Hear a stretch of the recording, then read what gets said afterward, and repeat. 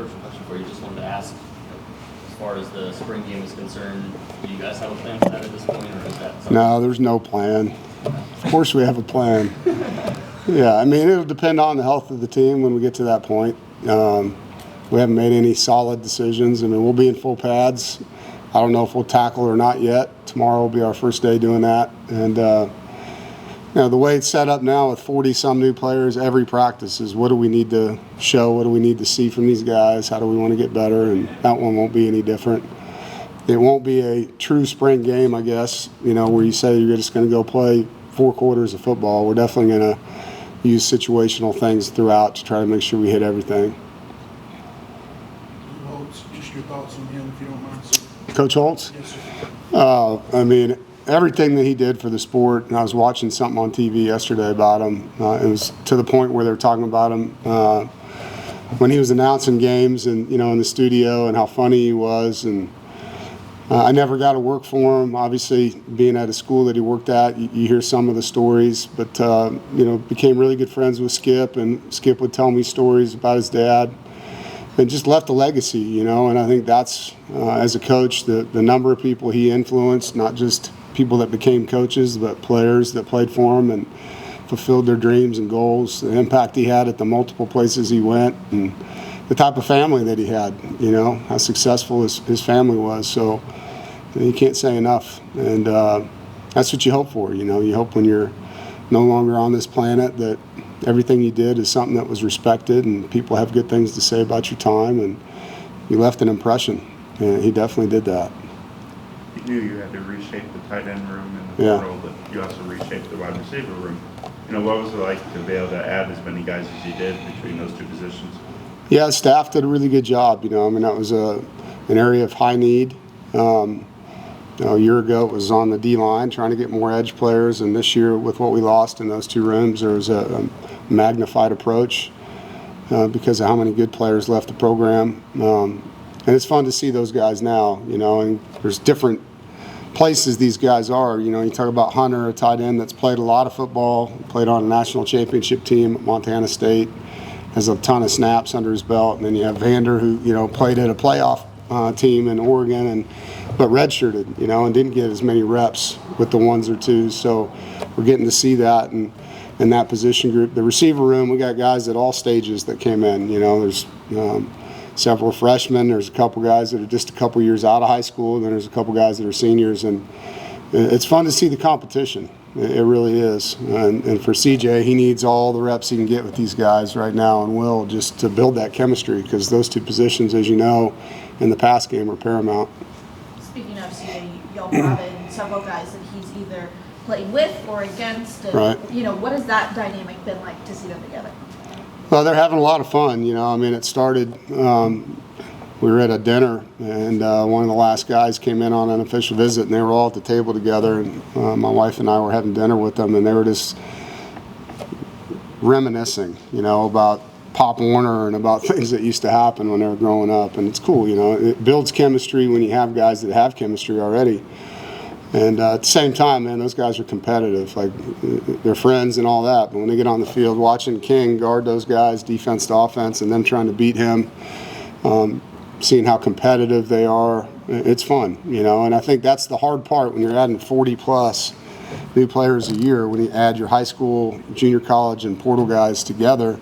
When some of them already have chemistry coming in the door, it does shorten that curve a little bit for the team. In an era where guys can leave and go wherever they want every year, how important is it to have CJ back for his 3rd year in the program? Yeah. I don't know how many teams, I know in our league, SMU, but how many teams can say they have a 3rd-year starter at that position in their program? There's not many that do. And so, your off-season, I've said this to you guys before, is way different when you have a returning starter, especially at quarterback, because you're not trying to build everything around that competition. And his ability to lead and get guys together and watch film, go out and walk through plays, run the route tree where he can throw the ball.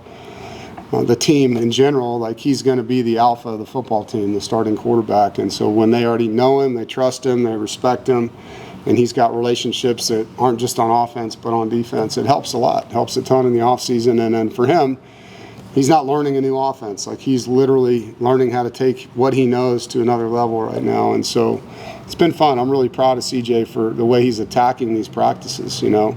He's not attacking it like a guy that's a returning starter. He's every day trying to get better and better and improve himself, you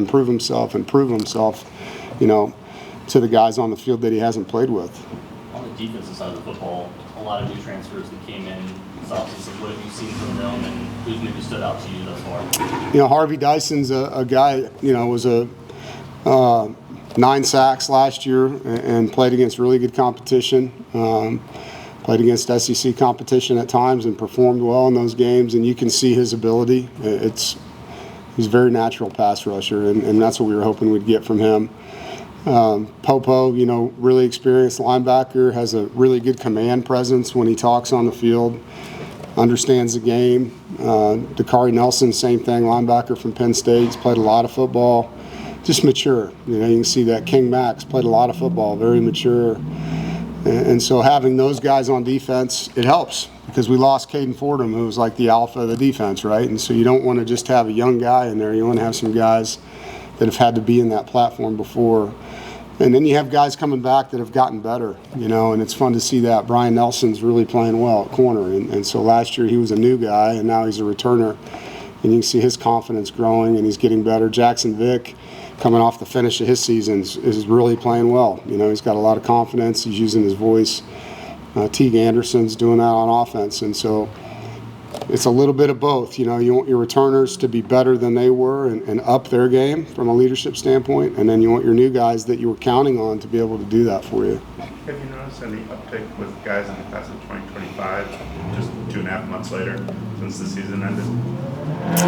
Yeah, I mean, like LaCorian Hodge, you can see his improvement. You know, I mean, he was a guy that we got late last year in the second signing class that didn't get here till summer, and has changed his body in a good way. Caden Gordon, same thing. You can see him getting better from where he was a year ago to now. Impressed with him. Preston Douglas, another guy, had a really good catch today in our 2-minute drill, that have gotten better for us from last year to this year. When you have a one transfer portal window, how does that change your guys' approach? Last year you guys were spreading really well. You know, how do you kind of go into it knowing that this is what you got to work with?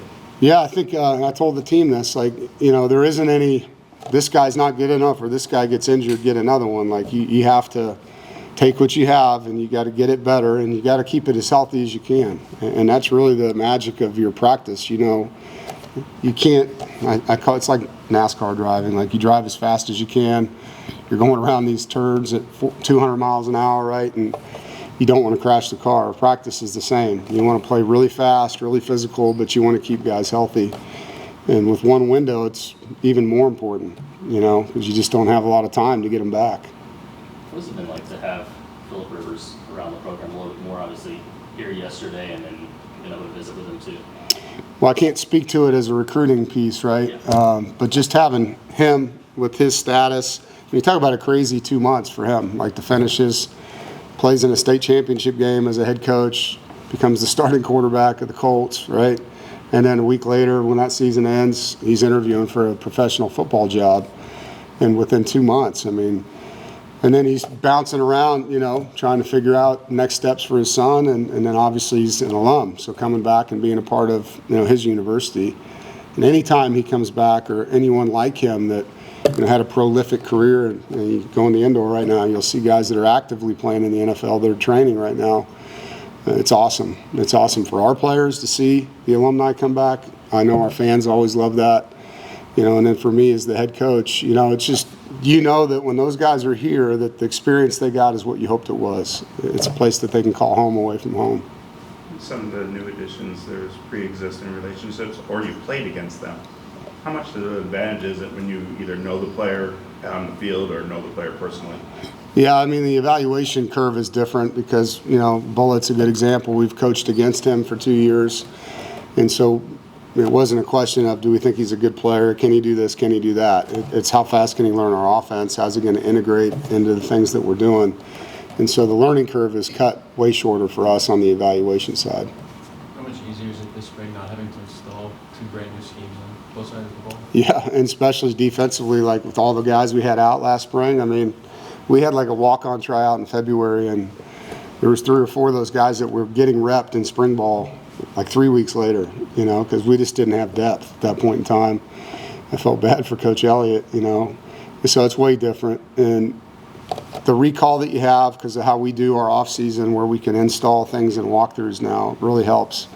And then those installs are coming fresh off a season, so they're really teaching the newer players, and the older guys are coaching them what we do. And so we're practice 5 today, and we're in 2-minute drill already, and so you're way ahead. We've had red zone twice already, and so our install is just really expedited now because of the recall we have.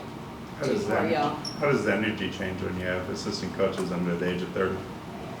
It can, some of those guys, Shaw and Gavin are good examples. They're high energy guys, but I've coached with some older guys that are that way too. I think that's more of a personality than an age group, to be honest. But there's definitely ability to relate, and I think that's the difference more, is they're closer to them and when they got out of college, and all the things that, as you guys know, that are magnified now with social media and technology and how you do your daily life. Not too far off of what they went through. So there's a little bit easier for them in recruiting and in coaching from a relatability standpoint. What's it been like with the offensive line, with a mix of guys that came back and then the guys you added from the portal? Good, yeah. I think there's guys like Spike that are out that are really helping guys. You can see improvement in the guys that are back. It's been a seamless transition. McCrimmon, the left tackle that came in, he's doing a really good job. He's a really smart football player and learns fast. Daniel Cruz, the center that came in from Texas, same thing. Like, they're just plug and play guys. They're really, really easy to coach. They want to get better. So it's, sometimes you get a guy that thinks he knows everything, and that's not the case. These guys really want to learn. They want to get better. They've been really fun to be around. That good? All right, guys. Thank you.